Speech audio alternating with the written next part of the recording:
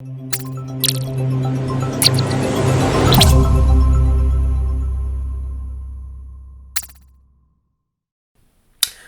and welcome to this wonderful offering by nailib.com. We are starting with paper 2, which is an important component of our history SL program that we are going to see in this particular section. And as a part of that entire study of history at the standard level, in paper 2 you shall start writing essay-like answers. Quite unlike paper 1, which was a source-based paper, paper 2 is all about trying to showcase your ability to do some of the higher skills such as analysis, evaluation, and also trying to understand prioritization and significance. Keeping all of that in mind, the IB has designed the syllabus in such a way that none of us across the world, and almost 40,000 of you are taking this paper, and I'm not even including the educators right now. And amongst all of them, of course, there'll be a huge variety of desire to try and pursue things that you are more comfortable with. And therefore, IB does a very convenient thing for you, which is that it does not give you any clear, categorical instructions in terms of choices. It just tells you the larger framework that they want to explore. It just tells you the larger theme that they want to explore, what they call the world history topic. And under that, you have absolute freedom to make a choice of your own bearing. Now, here at nailib.com, we thought that we shall give you the largest number of choices which are perhaps available on any platform around us, and we shall be exploring up to 7 leaders as far as our own paper 2 first choice of world topic is concerned. You may have already guessed that by now by me giving away that we'll be doing 7 leaders, which means that we are going to do, in fact, the topic number 10, which deals with authoritarian states in the 20th century. So we'll have the more common occurrences such as Joseph Stalin, Adolf Hitler, Benito Mussolini, but we'll also have some of the other leaders from Tanzania and Argentina also as a part of our very own offering to you.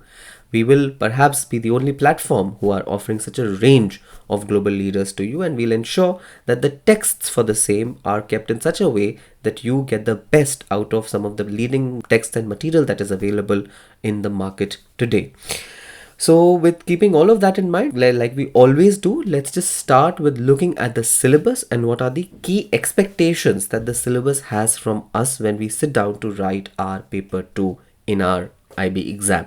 So history SL component, but nevertheless this is something that even HL kids have to do. So I would like to think of it as the IB history important component which has all of these topics. So as you can already see as a part of the syllabus outline which is open here, the important point here is that we are moving into the section 2 part of it, which deals with world history topics, and in this we are covering authoritarian states, which is case study number 10, and we shall follow this up with the Cold War, superpower tensions and rivalries in the 20th century, which is section number 12. So that's for the next subtopic that we shall see. So we have already selected one prescribed subject. You can see our paper 1 videos. Then we go ahead and choose 2 world history topics, which we have just done. Now, this is also mentioned in one of the prescribed pathways that the syllabus has in the guide has given, though there's no compulsion to follow this pathway. This is just one of the suggested pathways. In fact, we'll change something in the HL for you. But nevertheless, for the first 2 steps, we are choosing the move to global war, and then we are choosing authoritarian state. So we are definitely in one of the suggested pathways of the IB as far as this exploration is concerned. Moving on from there, as far as the content of the syllabus is concerned, let's now jump to that. So we have the 10th topic here. So let's have a quick look at the 10th topic. Well, this is here. Now, this topic focuses on exploring the conditions that facilitated the rise of authoritarian states in the 20th century. So facilitated the rise means it is interested in exploring the causality of authoritarian states in the 20th century. That's the first interest that this portion has. The topic and as well as the methods used by parties and leaders to take and maintain power. So how did they maintain power? How did they take power? And what were the kind of methods that they used? That is something that this topic is very interested in exploring. The topic explores the emergence, consolidation, and maintenance of power, including the impact of the leaders' policies, both domestic and foreign, upon the maintenance of power. So it goes into further detail, greater detail, to try and look at the overarching network between the domestic and the foreign policy as far as achieving certain goals between the leaders is concerned. Examination questions for this topic will expect students to make reference to specific authoritarian states in their responses And some examination questions will require discussion of states from more than one region in the world. So please be very clear about that. When you're writing your response, you must give specific examples from any one authoritarian state that you have chosen to study in depth. We are offering you a choice of 7, but you can choose to do one of them in depth in order to make this answer work for you. Additionally, you must do at least one more authoritarian state, because some of the times the kind of questions that come in paper 2 are in fact comparative. So you must keep this in mind very importantly, that in order to answer a comparative question, your knowledge base must be expanding beyond just the knowledge of one important authoritarian state. It will also be quite contrary to getting good scores and the sweet 7 that you are promising for yourself as a part of our own Nail IB promise. We also promise it to you, but you also of course are promising it to yourself. So it will be quite contrary to that promise if you choose not to give specific examples in your questions from the case study that you've chosen. That's the whole point. Why we are doing so much in such great length? Because you have to write essay-like answers utilizing specific details, historical details of events, of policies, of personalities, and of developments of that kind. And that is the only thing that's going to fetch you the highest grade as far as this syllabi is concerned. So that is why you need to know, you must be aware of specific examples and data and of more than one authoritarian state. And that's the trick, that the question shall never ever ask you specifically for any one authoritarian leader in the question itself. The question itself shall remain generic, open for you to answer across the regional line, but nevertheless your response to the question must stay absolutely dedicated and single-mindedly focused on either one authoritarian leader or two or more authoritarian leaders, depending on the kind of question there is. Most probably the maximum that comes in terms of comparison is 2. In order for students to be able to make meaningful comparisons across all aspects of the prescribed content, it is recommended that a minimum okay, so here it has been recommended that a minimum of 3 authoritarian states should be studied. That shouldn't be a problem at all, because we are going to cover, as I said, 7 authoritarian states. So you will have more than enough material just with us here at nailib.com, so that you can actually cover all of that material on your own without any help from any other individual school or teacher. So what are the topics that we look at? And this is something that we're going to repeat multiple times across every authoritarian state case, authoritarian state case study that we do. So that's why it's very important to know this.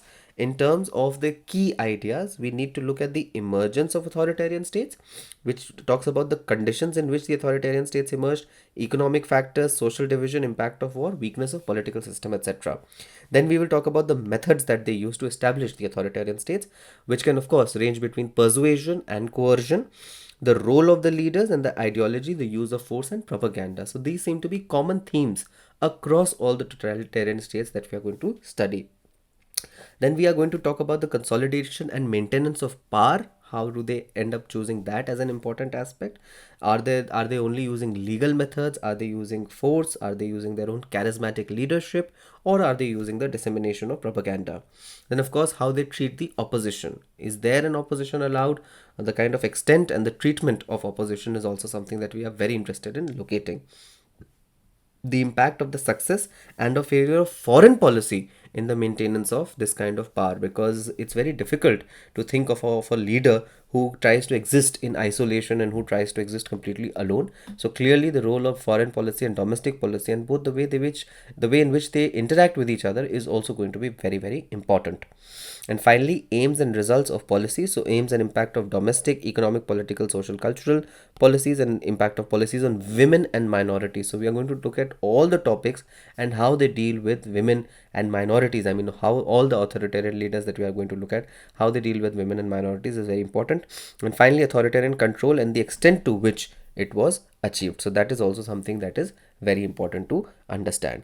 Now, in terms of suggested examples, these are only suggestion. Teachers are free to use examples from the list or any other appropriate example depending on the particular needs and interests of the teacher and student. So as I said, the question will be generic enough in the sense that it will only be talking about all the prescribed content that we've just spoken about. But which leader you want to choose to explore, let's say the methods of propaganda, or let's say the charismatic leadership, or let's say the kind of foreign policy that that leader was pursuing, that is completely, that choice and the freedom lies with you as the person who's writing the exam, and even as the teacher who is teaching the exam. So we will be looking at, as far as Africa is concerned, Africa and the Middle East are concerned, we'll be looking at Tanzania and we'll be looking at Egypt. In terms of Americas, we'll be looking at Argentina, we'll be looking at Cuba. In terms of Asia and Oceania, we'll be looking at Mao, and that's that. And in terms of Europe, we'll of course be looking at Hitler, Stalin, and in fact also Mussolini. So we will be looking at 8 case studies, in fact. So we'll be looking at 8 case studies in order to make your journey to the Sweet 7 very easy. Maybe that's what I was getting confused with, because I was thinking of your Sweet 7. That's why I thought maybe 7 case studies. But in fact, we are looking at 8 case studies as far as this entire portion is concerned. So there's a lot of ground to cover. You have absolute freedom to choose any 3 of these case studies for your own exam preparation towards the end, and that is something that would be really unique to our own offering here at nailib.com. As I said, the final expectation is an essay like paper. You will be expected to write essays in this paper, and that is something that you are expected to produce at the end of the exam. So let's quickly jump into and see what is the kind of assessment that this entire program is expecting out of us, and then we can probably make more meaningful material from there as well. How are we going to be assessed? So it's paper 2. It's a 1 hour 30-minute paper, and it will have 12 world history topics. So you can answer 2 essay questions on 2 different topics for 30 marks. All right. So that is how you're going to write this paper. For 1.5 hours, you have to write 2 answers during this point of time, and both of them would be essay like, and the same thing is also there in HL component as well. So same thing, which is 1 hour 30 minutes, and you have to write 2 essay questions and on 2 different topics for 30 marks. So for that one topic, that one answer is what you're preparing with us as far as this section of the entire thing is concerned.